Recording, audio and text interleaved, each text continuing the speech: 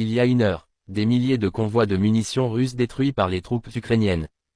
2 ans après l'invasion de l'Ukraine par la Russie il y a 1 an, un énorme convoi de véhicules blindés mesurant plus de 100 km de long a été détecté par satellite ce même matin à Bucha, au nord de Kiev. Volodymyr Sherbinin, un Ukrainien de 67 ans, se tenait devant son supermarché local lorsque plus d'une centaine de véhicules militaires russes ont fait irruption dans la ville.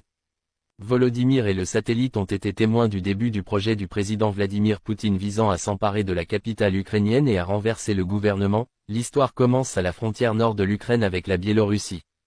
Quand il est sorti fumer une cigarette ce jour-là, Vladislav, un conscrit de 23 ans de la 80e de la brigade ukrainienne d'assaut aérien, a vu une rafale de lumière brillante dans le ciel nocturne. Je me souviens avoir vu les lumières émerger de la forêt. Au début, j'ai pensé que c'était les phares des voitures. Mais ensuite j'ai réalisé que c'était des Grad, système de fusées à lancement multiples. Ils nous tiraient dessus.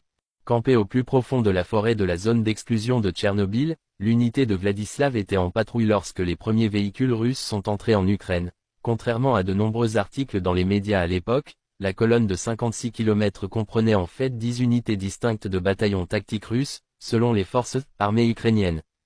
Un document russe, consulté par la BBC, montre le calendrier de l'attaque.